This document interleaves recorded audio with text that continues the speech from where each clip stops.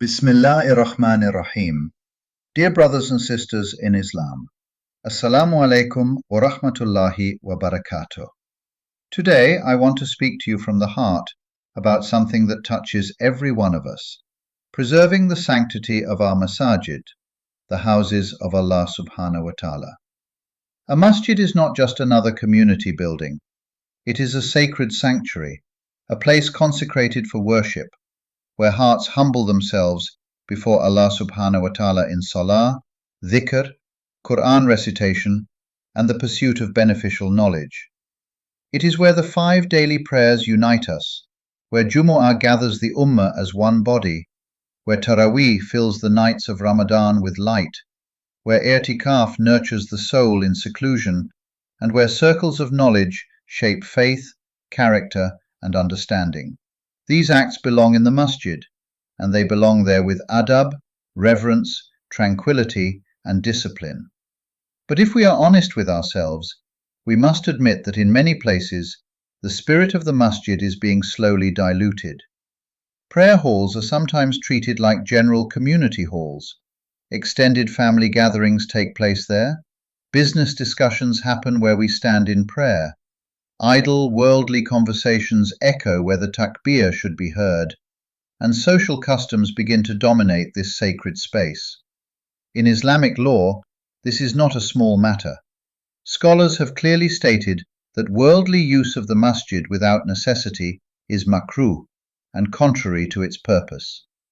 The masjid is not a social club, a dining hall, or a meeting room. It is Baytullah, the house of Allah subhanahu wa ta'ala. Beneficial worldly matters are permissible if subordinate to worship.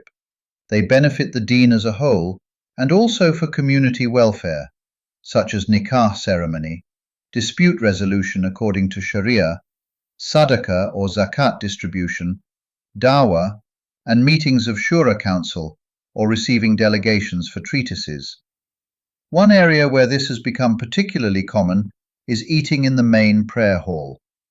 Our beloved Prophet sallallahu alaihi wasallam taught a powerful principle when he said that whoever eats garlic or onion should stay away from the masjid because of its odor. This hadith is not just about food. It teaches us about cleanliness, sensitivity, respect for others, and reverence for the sacred space. Classical scholars were very clear on this.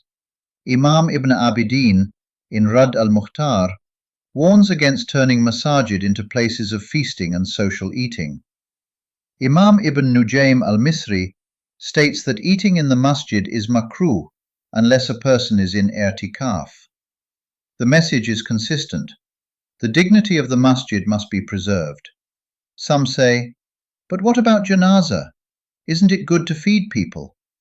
Yes, feeding people is a virtuous act. Supporting the bereaved family is a noble sunnah. But the scholars clearly differentiated between compassion and innovation.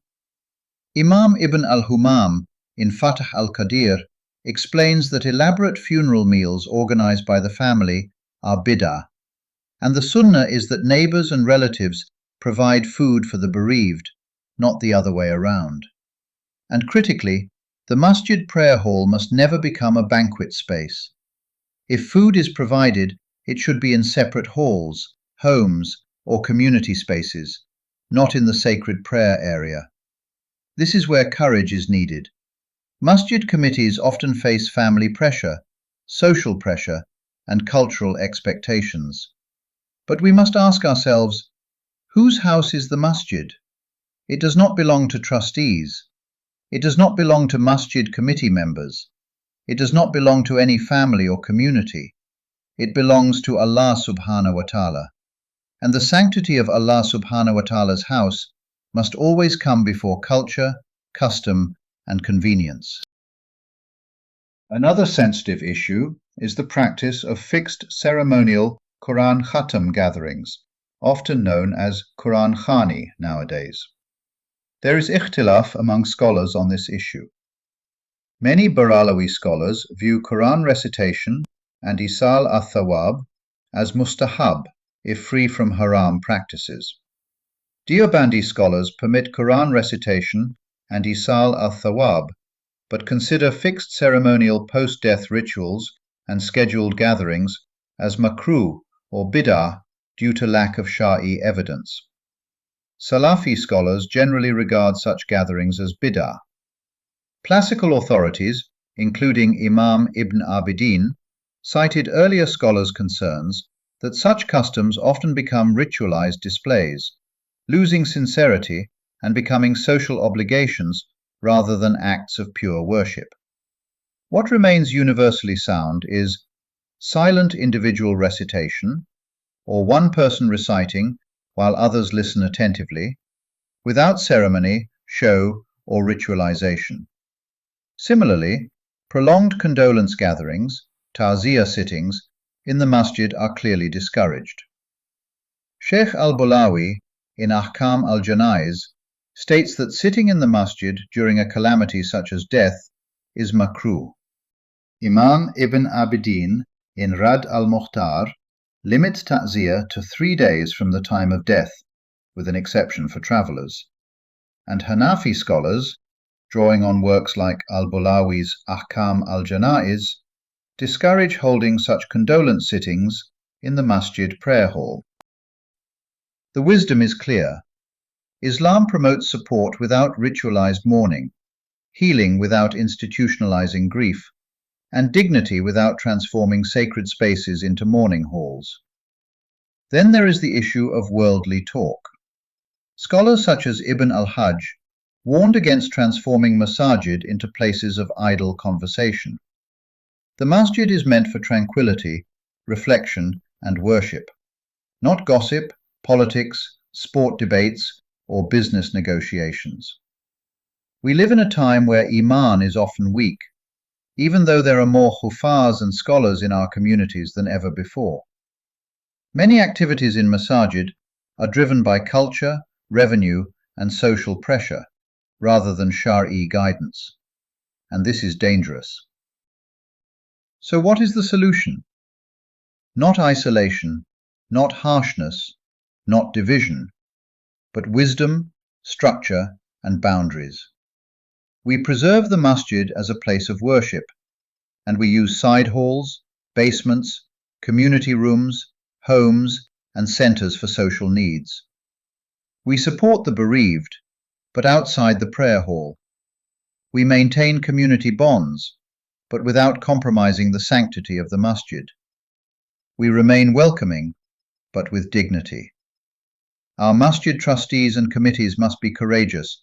They must consult the ulama and set clear policies, and then uphold them with wisdom, kindness, and firmness. Remember, you are custodians of Allah subhanahu wa ta'ala's house, not managers of a social venue. To every believer, enter the masjid with consciousness, speak with adab, act with reverence, remind with gentleness, and protect the sanctity of what Allah subhanahu wa ta'ala has made sacred. Let us make a commitment today to honor our masajid as true houses of worship, to preserve them for salah, dhikr, Quran, and knowledge, to separate sacred space from social space, to choose Allah's pleasure over culture and convenience. Allahumma ya Rabbal Alameen, ya Malik al-Mulk, Ya Quddus, Ya Salam, Ya Rabb. We stand before you as weak servants, and these are your houses, the houses of Allah, which you yourself have made sacred for your worship. O Allah, for every shortcoming in fulfilling your rights, for every lapse in the adab of your house, for every failure in the rights of the masjid, for every neglect of the rights of the worshippers, O Allah, forgive us all through your mercy. O Allah, place in our hearts your fear and your love together, so that every decision we make is for your pleasure, not for people's approval, cultural pressure, or social customs. O Allah, make our hearts able to recognize the truth, and when the truth appears, give us the strength to accept it. Grant us insight to see falsehood as falsehood, and the power to stay away from it. O Allah, Protect us from the trial of blindly following culture, from the deception of the easy path, and from sacrificing your commands just to please people. Make us among those who value your pleasure above the pleasure of people. O Allah, soften the hearts of the worshippers of the Masjid. Fill them with adab, tranquility and dignity, so that your houses remain alive only for your worship. O Allah, grant strength to the trustees and committees of the Masjid. Grant them wisdom, grant them steadfastness, and give them the courage to stand firmly upon the truth, even if people become unhappy, even if pressure comes, even if opposition rises. Give them the courage to protect your house and make them seekers of your pleasure alone. O Allah, fill our Masaaajid with light, with tranquility, with taqwa, and with sincerity. Keep them alive for salah, dhikr, Quran, and knowledge, not for worldly customs, social habits, and empty traditions. O Allah, make us guardians of the adab of your houses, protectors of your sacred limits, and true servants of your deen. O Allah, accept our deeds, purify our intentions, forgive our shortcomings, and bind our hearts only to your pleasure. ربنا تقبل منا إنك أنت السميع العليم وتب علينا إنك أنت التواب الرحيم. آمين يا رب العالمين. والسلام عليكم ورحمة الله وبركاته.